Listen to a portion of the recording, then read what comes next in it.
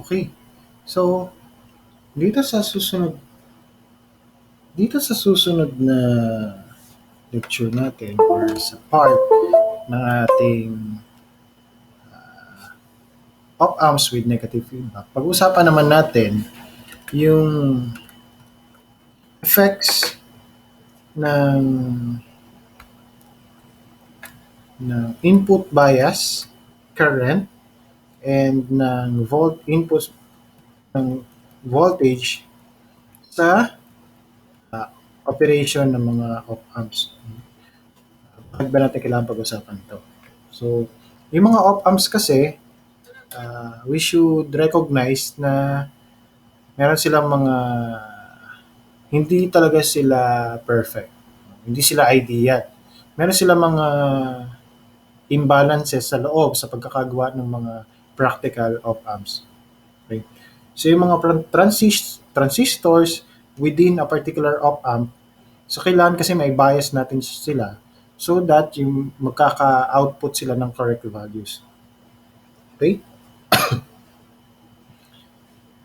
Yung ideal op-amp, of course, wala iyang input current sa terminals. Yun yung kanyang characteristic. But in fact, yung mga practical op-amps meron. Meron silang mga small input bias currents na nasa siguro mga nasa nano ampere range. And meron din yung mga internal imbalances that produce small offset voltage between the inputs. So, ito yung pag-uusapan natin dito sa third part ng ating lesson, yung mga non-ideal parameters na kasama sa mga practical op-amp ICs. No? In particular, yung effect ng input bias current at saka effect ng input offset voltage. So unahin natin si input bias current. So dito we have these three basic configuration ng ating operational amplifiers. So unahin siguro natin sa inverting. This is an inverting, right? Kasi yung input natin papasok sa inverting ang terminal. So, ideally, yung current dito sa dalawang input natin, dapat zero yan, di ba? Pero since nga uh, hindi perfect yung ating op-amps, merong mga input bias current, kahit na zero yung ating input, meron pa ring input bias current na nakakarating sa ating output. Meron yan, no?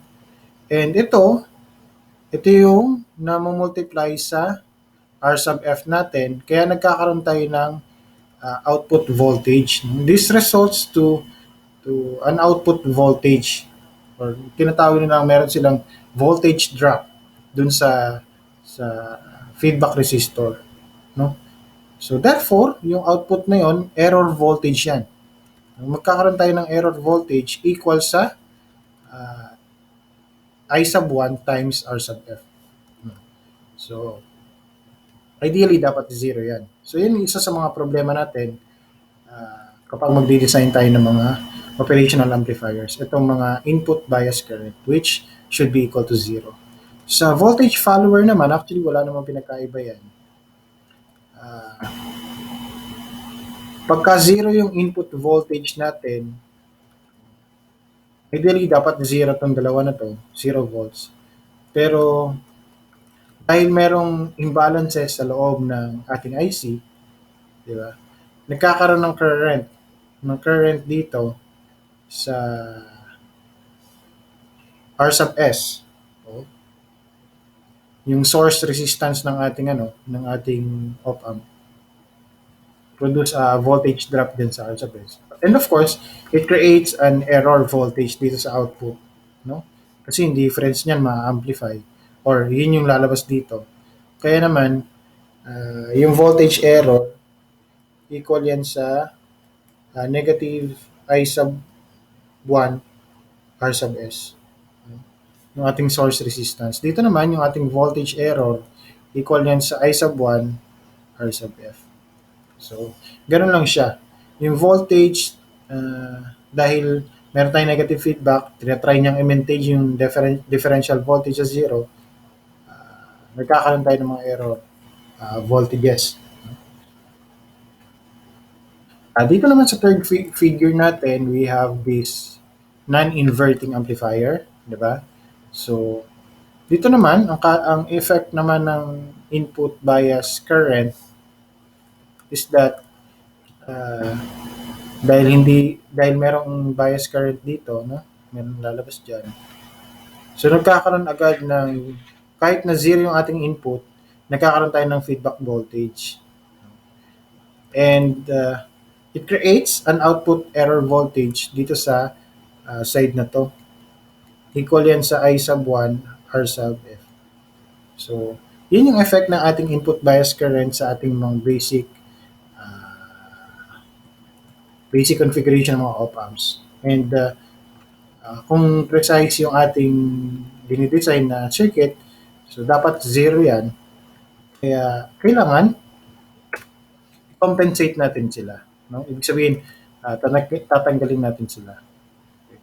So unahin siguro natin yung voltage follower. No? Kanina yung voltage follower natin, wala siyang, meron lang siyang source resistance. Yan yung i-compensate natin. Matatanggal natin yan by adding a resistor dun sa feedback path. No? So yung error voltage due to bias current sa isang voltage follower, mare-reduce natin yan by adding a resistance dito sa feedback path. Kanina, imbis na line lang siya or direkta lang siya, maglalagay tayo ng resistance dyan, which is equal dun sa R sub S. Na, para mag-cancel ang effect ng current nila. Dahil equal value yan, parang lumalabas na voltage follower pa rin siya. Magiging zero yung kanyang differential voltage.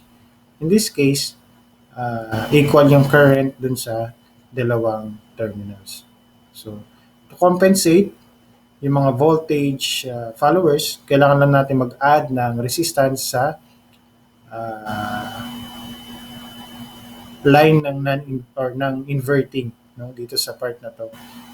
Equal dapat dun sa ating source resistance. Okay? So, ganun lang siya.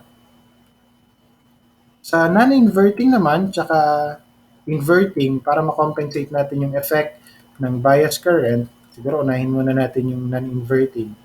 Nag-a-add tayo ng resistor dito sa sa naka-ground na side. Yung kapag inverting yung amplifier mo, dito ka mag-a-add sa non-inverting input. So, kailangan magbalanse kasi yung part na to. Itong dalawa. Itong negative tsaka positive, kailangan magbalanse yan. Kaya, ang gagawin natin is mag-add tayo ng resistance dyan na equivalent sa parallel combination. Parallel combination ng R sub 1, R sub I, sorry, R sub I and R sub F. Okay? So, familiar naman siguro kayo sa combination ng parallel. Yan yun. So, that will be R sub I, R sub F, divided by R sub I plus R sub F. So, ganyan siya. So, parallel combination, okay? Pakitandaan. Ganon din sa inverting or non-inverting amplifier. So, ibabalansin natin itong R sub I tsaka R sub F by selecting a resistance value equivalent sa parallel combination. Parallel combination ng R sub I and R sub F. Okay? So, ilalagay lang natin yan dun sa opposite na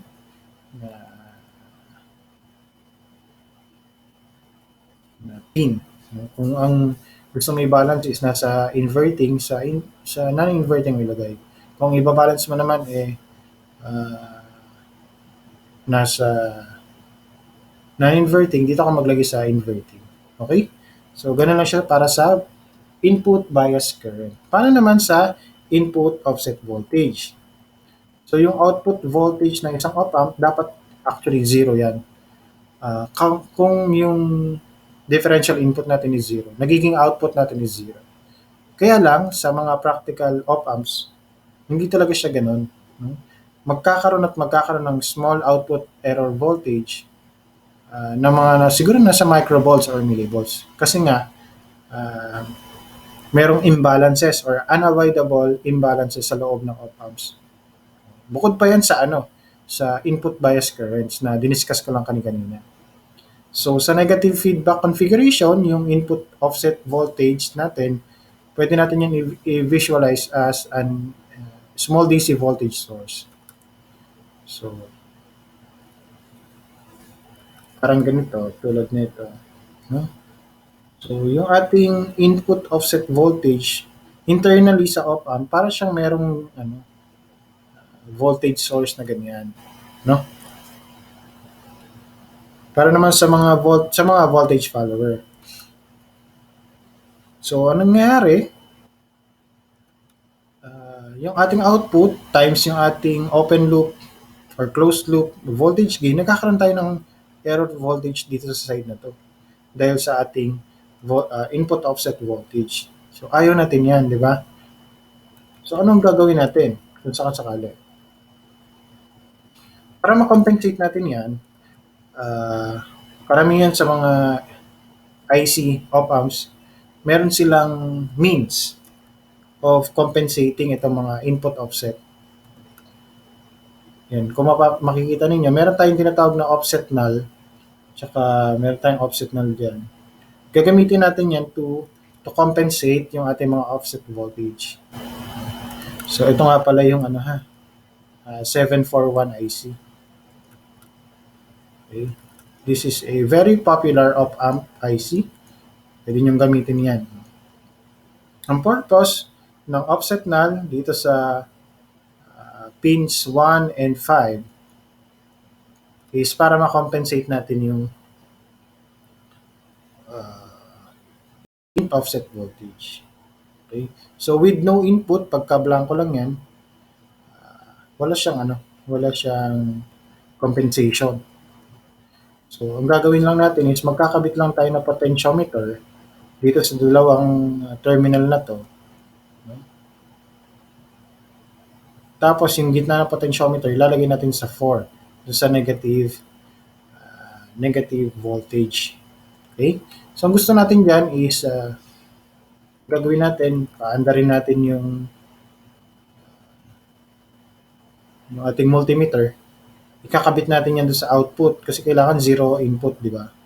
Makikita natin yan. Kung zero yung input ng ating op-amps, tapos sinukat natin ito, yung voltage dyan, meron tayong masusukat.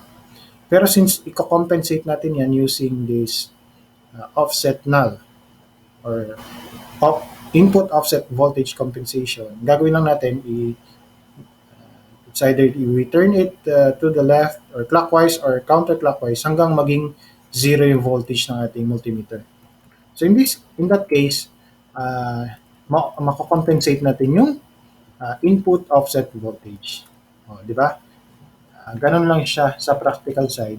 Meron kasing mga imbalances sa loob, kaya nagkakaroon tayo ng input bias current at saka ng input offset voltage, which can be compensated.